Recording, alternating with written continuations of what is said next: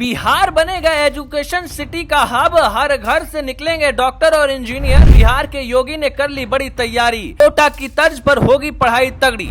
नहीं जाना पड़ेगा बिहार से कहीं बाहर, माँ बाप भी नहीं होंगे परेशान। सम्राट चौधरी का सामने आया एजुकेशन को लेकर खास प्लान, आप भी जान लीजिए। जो लोग बिहार की बुराई करते थे, जिनको लगता था कि बिहार में अब बदलाव आना मुश्किल है, माँ बाप भी बच्चों की पढ़ाई को लेकर परेशान हो जाते थे, अब उनको ऐसी खुशखबरी बिहार के योगी कहे जाने वाले सम्राट चौधरी ने दी है, जिसे जानकर वो भी खुश हो जाएंगे, क्योंकि सरकार के फैसले से अब माँ बाप की आधे से ज्यादा परेशानी दूर हो गई है। आखिर ये कौन सा ऐसा फैसला है जिसके बाद बिहार के बच्चों की जिंदगी संवर जाएगी? चलिए सब कुछ बताते हैं। नमस्कार, मैं हूँ आपके साथ बबली।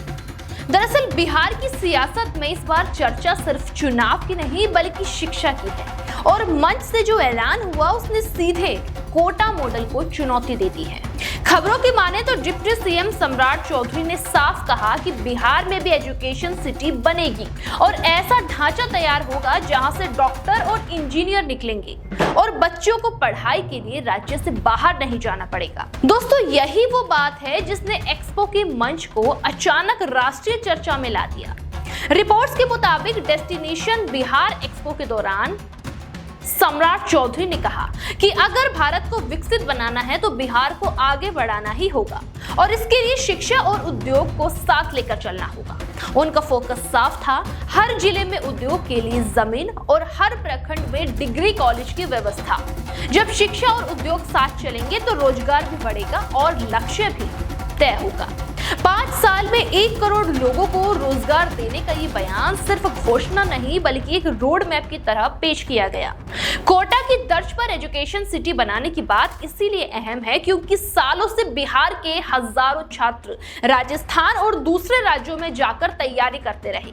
माता पिता को बच्चों को बाहर भेजना पड़ता है, खर्च भी बढ़ता है और चिंता भी रहती है। लेकिन अब सरकार का दावा है कि वही माहौल बिहार में तैयार किया जाएगा जहां प्रतियोगी परीक्षाओं की तैयारी से लेकर तकनीकी शिक्षा तक सब कुछ एक ही शहर में मिलेगा।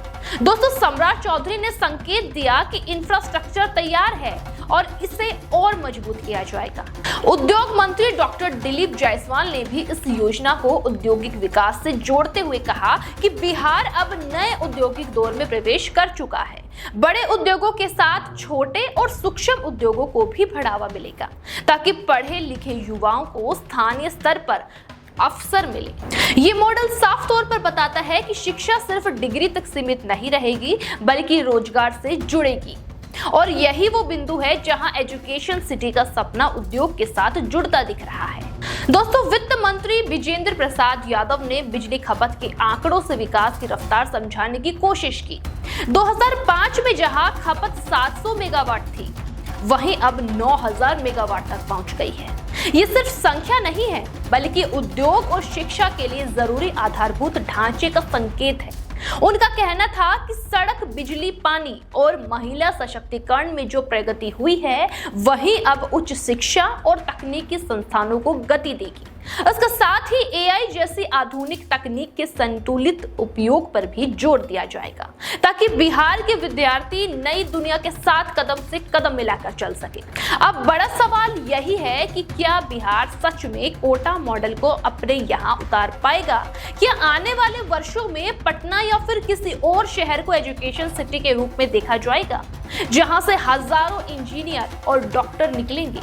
सम्राट चौधरी की योजना महत्वाकांक्षी जरूर है, लेकिन अगर जमीन उपलब्ध कराने और कॉलेज खोलने की प्रतिक्रिया तेज हुई तो तस्वीर बदल सकती है। फिलहाल सरकार का संदेश साफ है कि बिहार अब सिर्फ चलेगा नहीं बल्कि दौड़ेगा और शिक्षा को इस दौड़ की सबसे बड़ी ताकत बनाया जाएगा। आने वाले समय में यह तय करना होगा कि घोषणा इतिहास बनती है या सिर्फ एक मंच तक सीमित रह जाएगी। ये भी देखने वाली बात होगी।